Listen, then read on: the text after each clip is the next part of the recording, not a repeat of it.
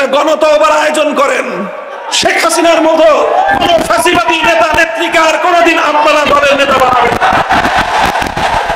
আপনাদের সেই তওবা করানোর জন্য যা যা লাগে আমরা সব করব। 2 নম্বর আরেকটা পরামর্শ থাকবে, এই নামটাকে বদলায় ফেলেন। কারণ এই আওয়ামী লীগ নামে যা কিছু হয় এই সব এইভাবেই আস্তে আস্তে দিনে দিনে ক্ষয় হয়ে যায়। আওয়ামী লীগ আছে, আওয়ামী লীগে যদি কোন আসলে রাজনীতিবিদ থেকে থাকেন, যদি বাংলাদেশের রাষ্ট্র রাজনীতি নিয়ে আপনাদের কোনো কাজ করার আগ্রহ থাকে, তাহলে আমি আপনাদেরকে 2টা পরামর্শ দিব। 1 নম্বর পরামর্শ হলো, প্রথমে আপনাদের বড় অপরাধ হয়ে গেছে যে এই ধরনের একজন মানসিক বৈকল্যের শিকার একটা মানুষকে এই জাতির উপর আপনারা বছরের পর বছর চাপিয়ে রেখেছেন। এটা আপনাদের মস্ত বড় অপরাধ হয়েছে। এই জন্য আপনাদের তওবা করা দরকার। একটা গণতওবার আয়োজন করেন। শেখ হাসিনার মতো কোন ফাঁসিবাদী নেতা নেত্রীকে আর কোনদিন আপনারা দলের নেতা বানাবেন না। আপনাদের সেই তওবা করানোর জন্য যা যা লাগে আমরা সব করব। 2 নম্বর আরেকটা পরামর্শ থাকবে, এই নামটাকে বদলায় ফেলেন। কারণ এই আওয়ামী লীগ নামে যা কিছু হয় এই সব এইভাবেই আস্তে আস্তে দিনে দিনে ক্ষয় হয়ে যায়। আওয়ামী লীগের আগে ছিল আওয়ামী মুসলিম লীগ, আওয়ামী মুসলিম লীগের আগে ছিল মুসলিম লীগ। বাংলাদেশে 1971-এর পরে 47 সাল থেকে 71 সাল পর্যন্ত মুসলিম লীগারদের অনেক দৌরাত্ম্য, অনেক জুলুম অত্যাচার বাংলাদেশের মানুষ দেখেছে। 71-এর পরে বাংলাদেশে মুসলিম লীগদেরকে তাদের হারিকেন দিয়েও খুঁজে পাওয়া যায় নাই। আর 71 থেকে 2024 সাল পর্যন্ত এদেশের মানুষের অনেক রক্ত খেয়েছেন আপনারা। এদেশের অনেক মায়ের বুক খালি করেছেন আপনারা। এদেশের আলেম সমাজের বিরুদ্ধে ষড়যন্ত্র করেছেন আপনারা। এদেশের ইসলামকে দমায় রাখবার চক্রান্ত করেছেন আপনারা। এদেশের সকল আলেম ওলামাদের কোরআনের মাহফিলগুলোতে 144 আপনারা জারি করেছিলেন। আমার কোনো মাহফিল করতে দেন নাই বছরের পর বছর। আমরা কোরআনের কথা বলতে যাব, আপনারা দেন নাই। 144 ধারা জারি করেছেন। 144 ধারা জারি করে কোরআনের মাহফিলগুলোকে বন্ধ করে দিয়েছেন।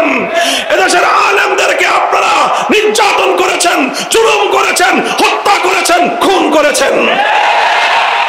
সুতরাং এত হত্যার দাগ নিয়ে, এত খুনের রক্ত নিয়ে এই আওয়ামী লীগ আর বাংলাদেশের মানুষের সামনে আসতে পারবে না। সংখ্যালঘুদের উপর আওয়ামী লীগ যে নির্যাতন চালিয়েছে তার ইতিহাস, তার নজির ইতিহাসে খুঁজে পাওয়া কঠিন। আওয়ামী লীগ যেটা করত, সংখ্যালঘুদের উপর রাতের আধারে কালনাগিনী হয়ে ছোবল মারত, দিনের আলোতে তারাই আবার ওঝা হয়ে ঝাড়তে আসতো।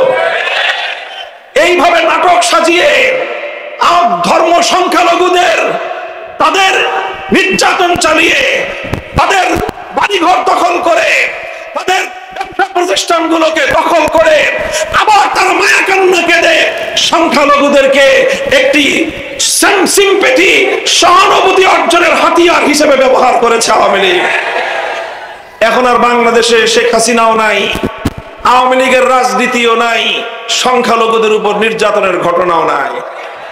বিগত এই 2 মাস, প্রায় 2 মাস কাছাকাছি সময় বাংলাদেশের কোথাও কোনো সংখ্যালঘু নির্যাতনের ঘটনা ঘটে নাই। কোথাও কোনো মন্দির, প্যাগোডা অথবা কোথাও কোনো বৌদ্ধদের সেই প্যাগোডা অথবা আপনার মন্দির এবং খ্রিস্টানদের গির্জা কোথাও হামলা হয় নাই। কারণ হামলা করবে যারা, সেই সকল কুশীলব নাটকের নায়ক নায়িকারা নাই। এই জন্য এখন আর সংখ্যালঘু নির্যাতনের ঘটনাও ঘটে না। আমরা আলেম সমাজকে বলেছি, হেফাজতে ইসলামের নেতা কর্মীরা, খেলাফত মজলিসের নেতা কর্মীরা গোটা বাংলাদেশে সংখ্যালঘুদের জান মাল এবং তাদের ধর্মীয় স্বাধীনতা রক্ষা করবার জন্য অতন্দ্র প্রহরীর ভূমিকা পালন করেছে এবং করবে। সংগ্রামী সাথী ও বন্ধুগণ, আমার শেষ কথা হলো এই যে রক্তের বিনিময়ে, ত্যাগ আর কোরবানির বিনিময়ে আলেম সমাজ সবচেয়ে বেশি ত্যাগ এবং কোরবানি স্বীকার করেছে এই বাংলাদেশের ফ্যাসিবাদ মুক্তি সংগ্রামের ক্ষেত্রে। বছরের পর বছর আমরা কারারুদ্ধ থেকেছি, জালিমের সঙ্গে আপোষ করি নাই। আমরা বলতে চাই, এই ফ্যাসিবাদের সবচেয়ে বড় আক্রমণ ছিল ইসলামের বিরুদ্ধে। ইসলামের গোড়া কেটেছে, উপর দিয়ে কিছু পানি ঢেলেছে কিন্তু গাছের গোড়া কেটেছে। আলেম ওলামাদের কথা বলবার রাস্তা বন্ধ করে দিয়েছিল তারা। সেই ইসলাম বিরোধী রাষ্ট্র সরকার তারা চলে গেছে। তারা চেষ্টা করেছিল বাংলাদেশের জাতীয় শিক্ষা ব্যবস্থায় হিন্দু রীতিনীতিকে, হিন্দুত্ববাদকে প্রতিষ্ঠা করবার। তাদেরকে আমরা বলেছি এখানে সাম্প্রদায়িক সম্প্রীতি চলবে, কিন্তু 90% মুসলমানদের দেশে হিন্দুত্ববাদ চাপিয়ে দেওয়ার ষড়যন্ত্রকে বরদাস্ত করা হবে না। শেখ হাসিনার উৎখাতের পর, শেখ হাসিনার